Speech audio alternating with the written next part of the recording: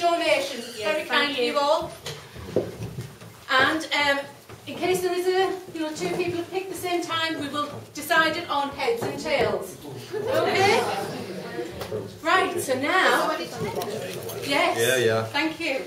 Gary is the timekeeper, so whatever he says...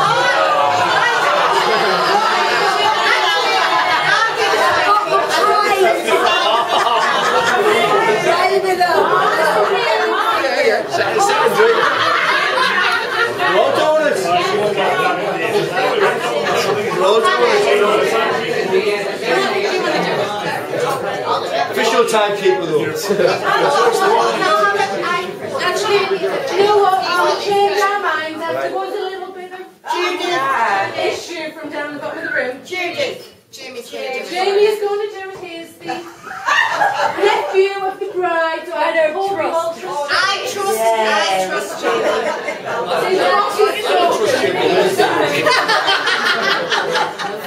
You can do it. Yeah. We're going to have the speeches.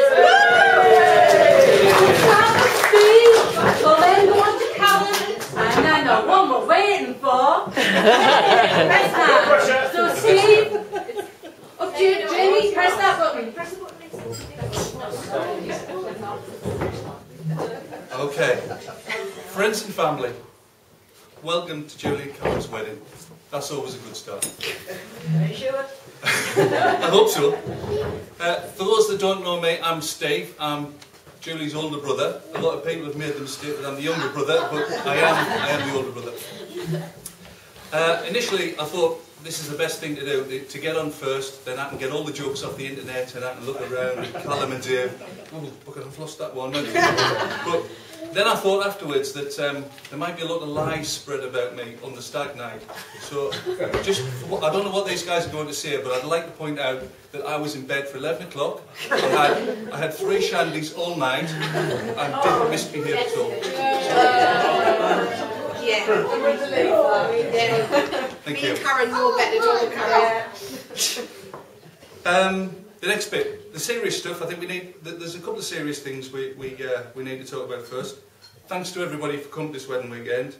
Julie's worked very hard, is what I wrote at first, and then since today I've seen that so many people have put a lot of effort in. So thanks to all of those people who've gone the extra mile. Yeah. Thank you very much so much.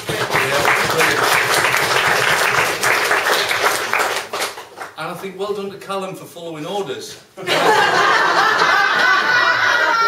I think it sort of sets out the tone for the next however many years of how his life's going to be. Anyway, it's been a great day so far, and I'm sure it's just going to get even better and better, especially as we have more alcohol.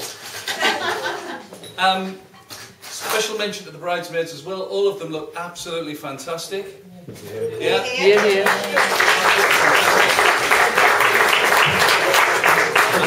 I think it was Heather that said earlier on as well how nicely everybody else has scrubbed up as well. And a special thank you to the Scottish guys who put the kilts, and that really makes it as well.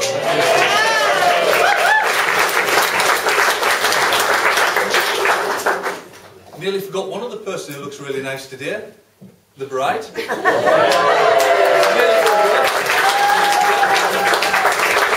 looks absolutely fantastic, and it's really great to see her like that.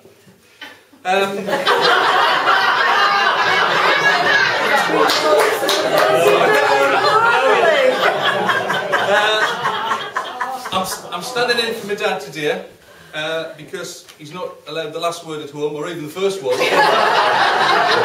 And just because it's his daughter's wedding, he still doesn't get it. And besides that, he's already had too much books fizz. Yeah. Mark's full, I got it. Yeah, well done, Mark. I did ask my mum and dad if there were any special messages or stories that they wanted to put across, and typical of my mum, she jumped straight into the sentimental, that Julie's been a lovely daughter and a fantastic friend and all that sort of sentimental stuff. She doesn't bloody say it to me. My dad went straight to, you've got to tell everybody how accident-prone Julie is. They're all sweet, I've got to shut up. We'll drink the Julie shutting up. There are a couple of stories. The first one, I think the first recorded incident of Julie being accident prone was at a family holiday in Harlow. And I think she must have been about 2 or 3 and she fell into a pond. And I think it was only when I got to about 15 that they realised, Mum and Dad realised that I hadn't pushed Julie in. She was actually that accident prone. And it was a holiday at the Dodo where we spent most of the week with Julie banging her head off the car door.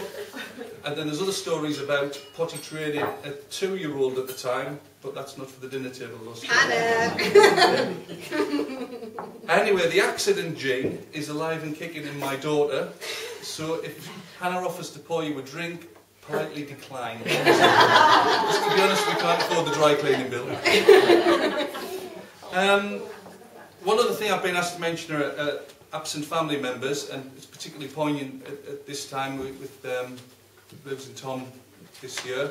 But the other thing that kind of brought a smile on my face was that thinking about my gran, and if she was here, with her deafness and Callum's dialect, wow. Wow. There would have been some long conversations with absolutely no outcome. She would have said yes. That's true. And call him Pet. Well done, Niall. Thank you for your support now. Thank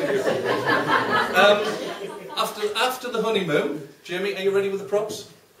After the honeymoon, Julie and Callum will set up home in Edinburgh and start to live together. And at that stage of life, they will have to learn to live with each other's sometimes strange habits and foibles. I'm worried now. Be afraid. The York Burrells have a couple of small gifts to help that process. We all know Callum supports Edinburgh's Premier football team. Whoa, hips! But That doing well,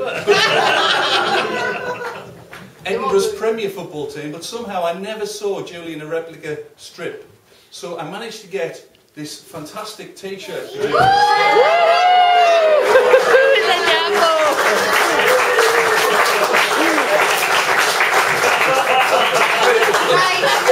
It's got all the scores and stuff. It's really, really good. Really, really good. Can I just say Callum's got a knife ready? And the bride will not be wearing a heart's top. I'm just glad his mother's between me and him.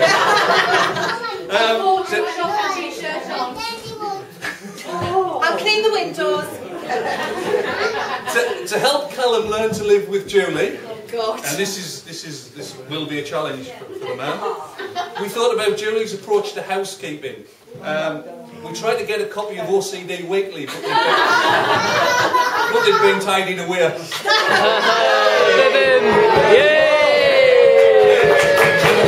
Thank you. Oh, this isn't my day job, you know. So we got a copy of Good Housekeeping for him. So I hope that's going to help you. Hang on a second, it's got Naomi. Is that Naomi Campbell on the front? Anyway, that's going to help you learn to live with Julie's little foibles. Thank you, Jamie. So, there are a couple of things I'd like to say to each of you. Firstly, to Julie. You are a great sister and a favourite aunt, so be prepared for some visits to Edinburgh. I hope you have a fantastic life with Callum, and remember, if you want something for Callum, ask for it. Remember, Callum is a man, hints do not work.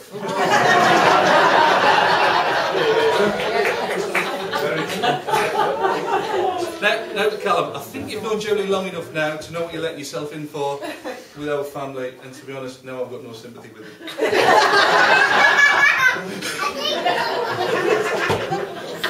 Thanks, darling. As much chocolate as you want, it's all right.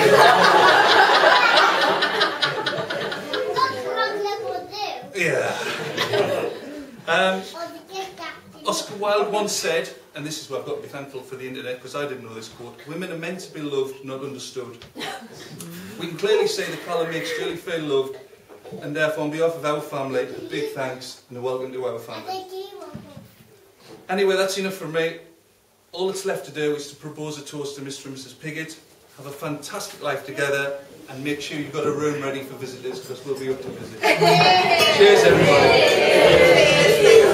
Mr. and Mrs. Pigott.